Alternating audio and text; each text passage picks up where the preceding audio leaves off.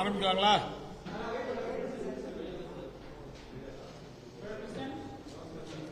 Okay. அன்புள்ள பத்திரிகையாளர் நண்பர்களே, ஊடக நண்பர்களே, அனைவருக்கும் என்னுடைய முதற்கண் பணிவான வணக்கம். நடைபெற இருக்கிற நாடாளுமன்ற தேர்தலை ஒட்டி மார்க்சிஸ்ட் கம்யூனிஸ்ட் கட்சியினுடைய மத்திய குழு சார்பில் ஒரு விரிவான தேர்தல் அறிக்கை 6ஆம் தேதி அன்றைக்கு 2 தினங்களுக்கு முன்னால் புதுடில்லியிலே வெளியிடப்பட்டிருக்கிறது. அந்த தேர்தல் அறிக்கையை அடிப்படையாக கொண்டு தமிழ்நாட்டிலே நிறைவேற்றப்பட வேண்டிய தமிழ்நாட்டினுடைய மக்களுடைய பிரச்சனைகளை முன்வைத்து தமிழக வாக்காளர்களுக்கு வேண்டுகோள் என்கிற ஒரு தேர்தல் அறிக்கையும் இங்கே வெளியிடப்பட இருக்கிறோம். ஆகவே இந்த 2 நகல்களும், ஒன்று மத்தியிலே வெளியிடப்பட்டிருக்கிற தேர்தல் அறிக்கையும் தமிழ்நாட்டு நிலைமைகளுக்கு ஏற்ப நாங்கள் வைத்திருக்கிற வாக்காளர்களுக்கு வேண்டுகோள் என்கிற வருகிற காலத்தில் தமிழ்நாட்டில் என்னென்ன பிரச்சனைகளை மையப்படுத்தி மார்க்சிஸ்ட் கம்யூனிஸ்ட் கட்சியுடைய நாடாளுமன்ற உறுப்பினர்கள் நாடாளுமன்றத்தில் போராடுவார்கள் என்பதை வலியுறுத்தி ஒரு வேண்டுகோளும் உங்களுக்கு அளிக்கப்பட்டிருக்கிறது. இது 2ஐயும் மார்க்சிஸ்ட் கம்யூனிஸ்ட் கட்சியின் சார்பில் இன்றைக்கு வெளியிடுவதில் மகிழ்ச்சி அடைகிறோம் என்பதை தெரிவித்துக் கொள்ள விரும்புகிறேன்.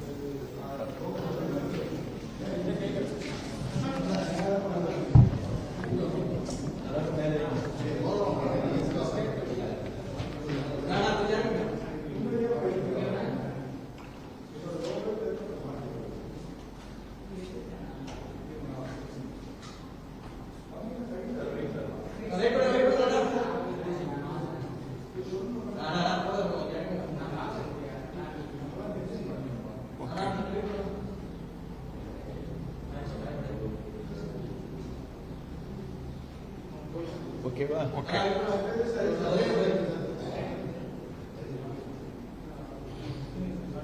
ஓகே.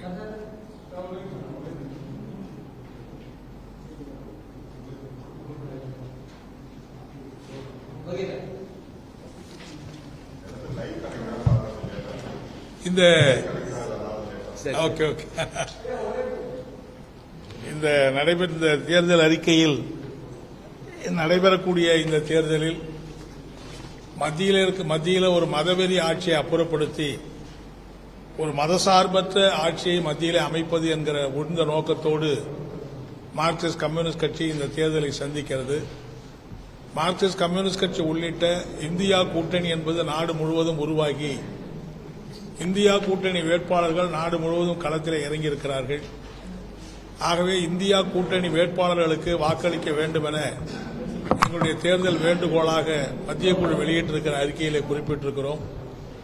தமிழ்நாட்டில் இந்தியா கூட்டணியின் சார்பில் திராவிட முன்னேற்றக் கழக தலைமையில் மார்க்சிஸ்ட் கம்யூனிஸ்ட் கட்சி உள்ளிட்ட பல்வேறு மதசார்பற்ற கட்சிகளெல்லாம் சேர்ந்து ஒரு இந்தியா கூட்டணியை வலுவாக உருவாக்கி இந்த தேர்தலில் களமிறங்கியிருக்கிறோம்.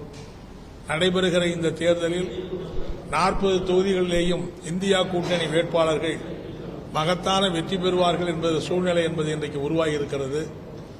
எதிர்த்து போட்டியிடுகிற பாஜக அதிமுக கூட்டணி வேட்பாளர்கள் படுதோல்வி அடைவார்கள் என்பது மட்டுமல்ல, பல தொகுதிகளில் அவர்களுக்கு டெபாசிட் கூட கிடைக்காது என்கிற நிலைமை என்பதுதான் இருக்கிற நிலைமை என்பதை தெரிவித்துக் கொள்ள விரும்புகிறேன். ஏற்கனவே தேர்தல் துவங்குகிற போது தமிழ்நாட்டில் 40 தொகுதிகளிலேயும் நாங்கள் மகத்தான வெற்றி பெறுவோம் என்று ஒரு நிலைமை உருவாகியிருந்தது. அது மேலும் இன்றைக்கு வலுப்பெற்று மேலும் பல மகத்தான வெற்றியை நாங்கள் பெறுவோம். ஆனால் இன்றைக்கு இந்தியா முழுவதும் இருக்கிற சூழ்நிலையை சீர்தூக்கி பார்க்கிற போது வடமாநிலங்களிலே கூட மோடி தலைமையில் இருக்கிற தேசிய ஜனநாயக கூட்டணி பல மாநிலங்களிலே படுதோல்வி அடையும் என்கிற நிலைமை என்பது ஏற்பட்டிருக்கிறது. குறிப்பாக இன்றைக்கு பஞ்சாப், ஹரியானா போன்ற மாநிலங்கள் கூட அவர்களோடு தேர்தல் அணியிலே இருந்த பல கட்சிகள் இன்றைக்கு வெளியேறி தனியாக போட்டியிடுகிற நிலைமை என்பது இன்றைக்கு உருவாகி இருக்கிறதை பார்க்க முடிகிறது. வேட்பாளர் பட்டியல் அறிவிக்கப்பட்ட பிறகு வேட்பாளர்கள் சில முக்கியமானவர்கள் நாங்கள் தேர்தலில் இருந்து விலகிக் கொள்கிறோம் என்று தேர்தலிலிருந்து திரும்ப பெறுகிற அப்படிப்பட்ட நிலைமை எந்த கட்சிக்கும் இந்திய வரலாற்றில் ஏற்பட்டது கிடையாது. அப்படிப்பட்ட ஒரு நிலைமை இன்றைக்கு பாரதிய ஜனதா கட்சிக்கு ஏற்பட்டது என்று பார்க்கிற போது வடமாநிலங்களிலே கூட, அதாவது காலங்காலமாக எங்களுக்கு அதுதான் தளம் என்று சொல்லக்கூடிய அப்படிப்பட்ட மாநிலங்களில் கூட இன்றைக்கு அவர்கள் படுதோல்வி அடைகிற நிலைமை என்பது இன்றைக்கு உருவாகி இருக்கிறது.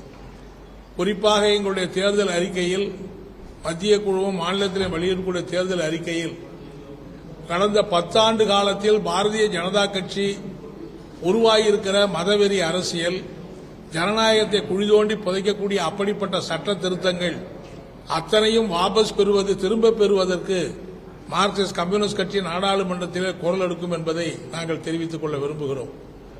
இந்தியா என்கிற பல மதங்களை சார்ந்து வாழ்கிற பன்முகத்தன்மை கொண்டிருக்கிற நாட்டில் ஒரே நாடு, ஒரே கலாச்சாரம், ஒரே பண்பாடு, ஒரே மொழி என்கிற ஒற்றை கலாச்சாரத்தை திணிக்கக்கூடிய அப்படிப்பட்ட நடவடிக்கைகளை முறியடித்து இந்தியாவுடைய பன்முகத்தன்மை, இந்தியாவுடைய பல மதங்கள் சார்ந்த மக்கள் சகோதரத்தோடு வாழ்கிற அப்படிப்பட்ட நிலைமையை உருவாக்கக்கூடிய வகையில் இந்தியாவுடைய மாண்புகளை காப்பாற்றுவதற்கு மார்க்சிஸ்ட் கம்யூனிஸ்ட் கட்சி குரல் எழுப்பும் என்பதை தெரிவித்துக் கொள்கிறோம்.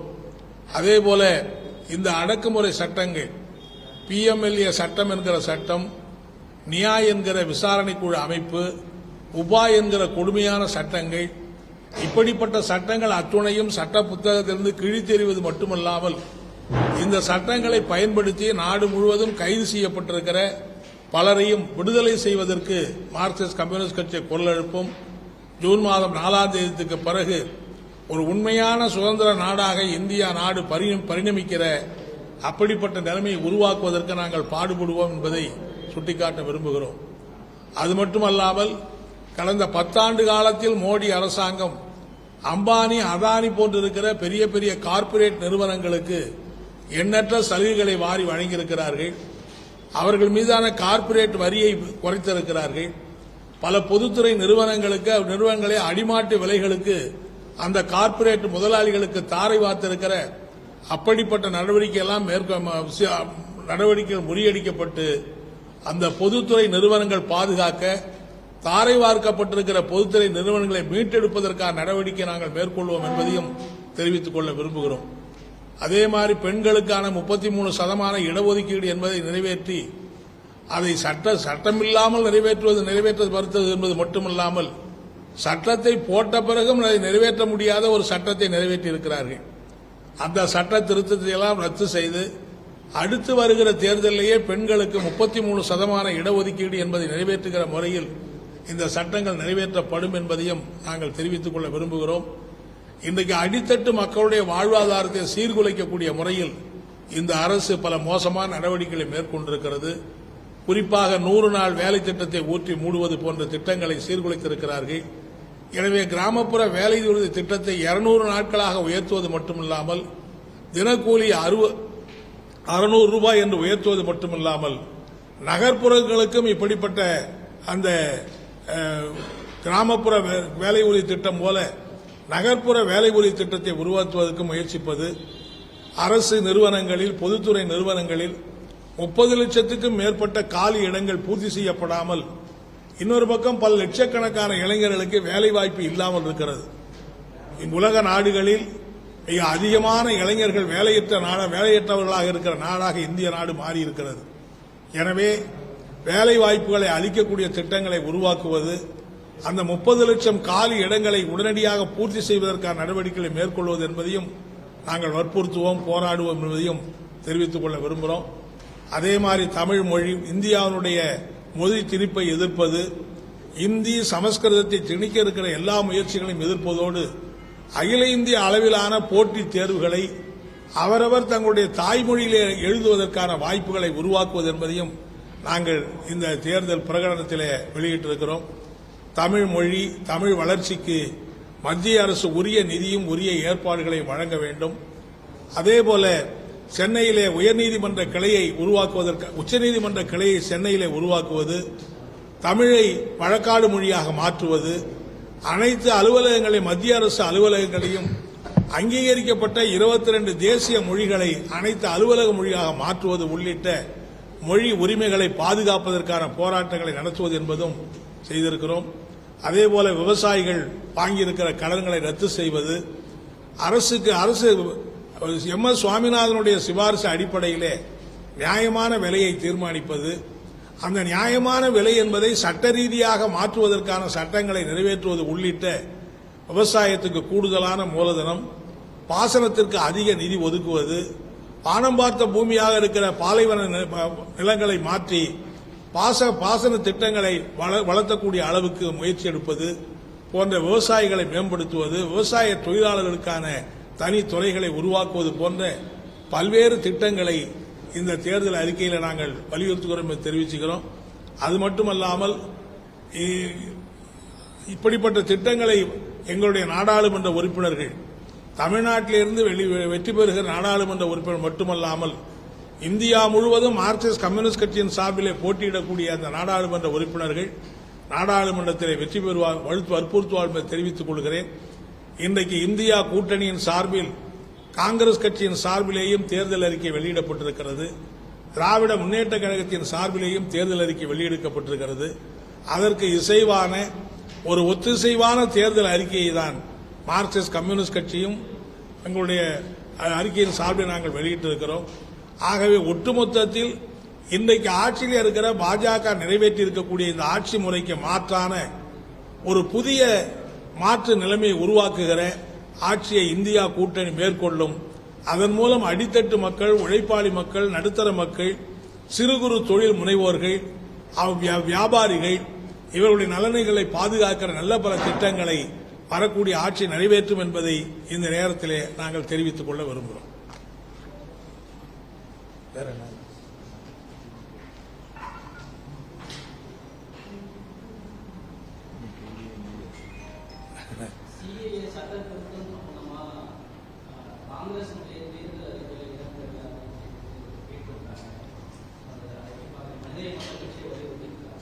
எதுங்க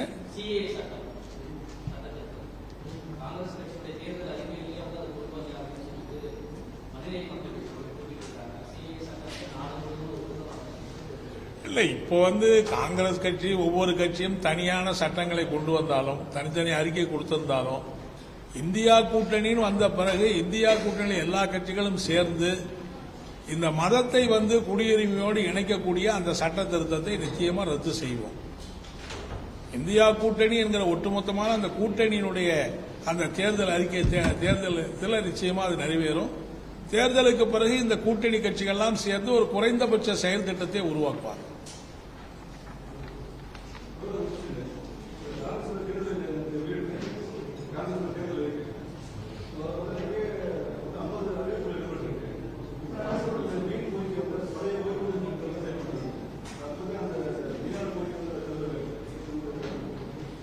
இல்லை, எங்களை பொறுத்தவரையில் பழைய ஓய்வு திட்டத்தை செயல்படுத்த வேண்டும் என்பதுதான் எங்களுடைய கோரிக்கை. நாங்கள் சிபிஎம் பொறுத்தவரையில் அகில இந்திய அளவிலும் மாநில அளவிலும் பழைய ஓய்வூதிய திட்டத்தை செயல்படுத்த வேணும் என்றுதான் நாங்கள் வற்புறுத்துறோம்.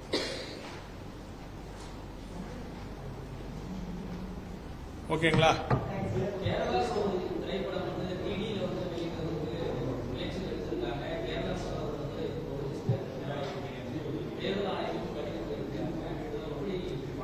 அதாவது திரைப்படம் பல சர்ச்சைக்குரிய கருத்துக்களை கொண்டிருக்கிற திரைப்படம் இருக்குன்னா, இன்னைக்கு அந்த திரைப்படத்தை டிடி வெளியிட வேண்டிய அவசியம் என்ன இருக்கு? அது ஏற்கனவே ஒரு சர்ச்சைக்குரிய திரைப்படம் வந்திருக்கு. அதுவே அது ஒரு மத சார்பினை கருத்தை எதிர்க்கக்கூடிய, ஒரு மத மாற்றத்தை வலிந்து திணிக்கக்கூடிய ஒரு திரைப்படமா அது வருது. அப்படிப்பட்ட திரைப்படத்தை மக்கள் ஏதோ திரையரங்களை பார்க்கறாங்க போறாங்கிறது வேற விஷயம். ஆனா மத்திய அரசாங்கத்தினுடைய அந்த டிடி தொலைக்காட்சி அதை ஒளிபரப்ப வேண்டிய அவசியம் இல்லை. அப்படின்னா அது அரசாங்கத்தினுடைய கருத்தா மாறிடுது இல்ல. ஆகவே அது அரசாங்கத்தினுடைய கருத்தா அதை சொல்ல வேண்டிய அவசியம் என்ன இருக்கு? ஆகவே தான் அதை நம்ம வேண்டாம்னு சொன்னோம். இந்த கட்சியினுடைய மத்திய குழு வெளியிட்டிருக்கக்கூடிய தேர்தல் அறிக்கையிலும் இப்பொழுது மாநில வெளியிட்டிருக்க தேர்தல் அறிக்கையிலையும் மையமான அம்சம், கடந்த 10 ஆண்டு காலமாக பாஜக அரசு மதச்சார்பற்ற ஜனநாயகம், பொருளாதார இறையாண்மை, கூட்டாட்சி, சமூக நீதி என்ற இந்திய அரசியல் சட்டத்தினுடைய விழுமியங்களை எல்லாம் தகர்த்துக்கிட்டு இருக்கு. ஆகவே நடக்கக்கூடிய தேர்தலில் அரசியல் சட்டத்தை பாதுகாப்பது என்று முக்கியமான அம்சமாக மார்க்சிஸ்ட் கம்யூனிஸ்ட் வலியுறுத்தி அதுக்காக போராடும். ஒன்று. இரண்டாவது, ஒரு பாசிச பாணி நடைமுறையை கைப்பற்றி இது கடைபிடித்து பாஜக அரசாங்கம் இன்னைக்கு அந்த அமலாக்கத்துறையை பயன்படுத்தி குறிப்பாக சட்டவிரோத பணப்பரிமாற்ற தடை சட்டத்தை பயன்படுத்தி எதிர்க்கட்சி தலைவர்கள் கைது செய்வது, அரசியல் கட்சி பாஜக விமர்சிப்பவர்களை கைது செய்வது ஒரு நடவடிக்கை எடுத்துக்கிட்டு இருக்கு. ஆகவே மார்க்சிஸ்ட் கம்யூனிஸ்ட் கட்சி மற்றும் வெளியிட்ட தேர்தல் அறிக்கையில குறிப்பாக அந்த prevention of money laundering act அதை ரத்து செய்வோம். அதே போலவே அதாவது இந்த சட்டவிரோத தடுப்பு நடவடிக்கை சட்டம் சொல்லி உபா சட்டம் அந்த சட்டத்தை ரத்து செய்வோம். இப்படிப்பட்ட குறிப்பாக கடந்த 10 ஆண்டு காலமாக இப்படி எதேச்சையா செயல்பட்டுக் கொண்டிருக்கக்கூடிய பாஜக அரசுடைய அதை எதிர்த்து இப்படிப்பட்ட ஒரு சட்ட ரீதியான சில மாற்றங்களை செய்ய வேண்டும் என்று மார்க்சிஸ்ட் கம்யூனிஸ்ட் வலியுறுத்தி. ஓகேங்க, நன்றி நன்றி.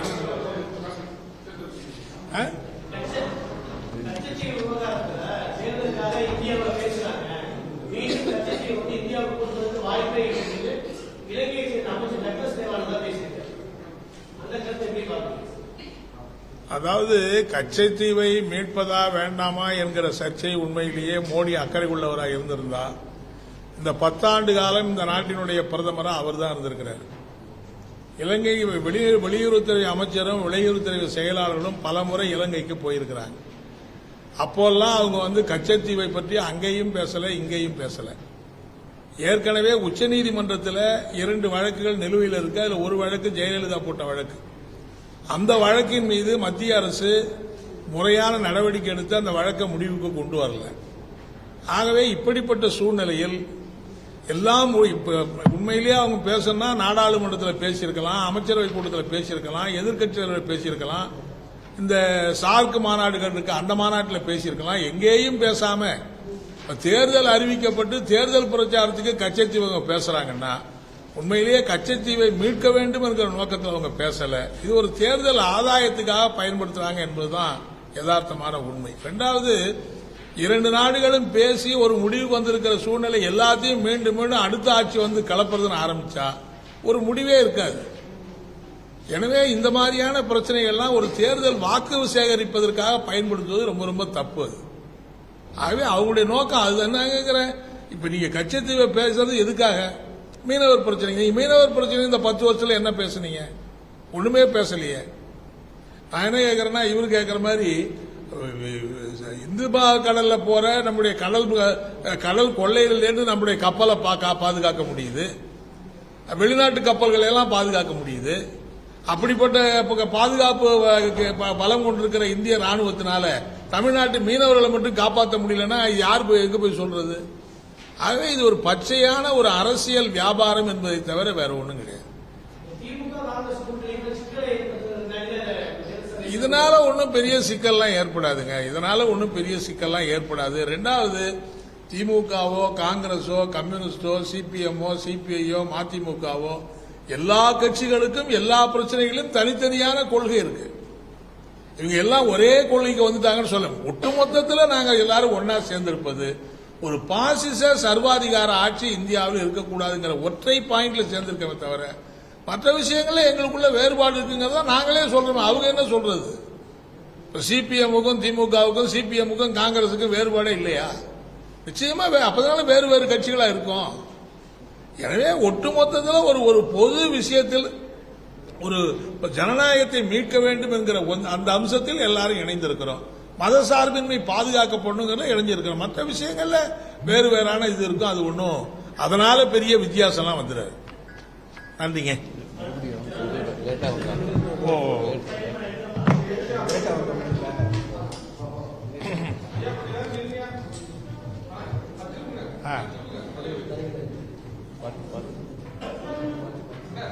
முதல் பகுதி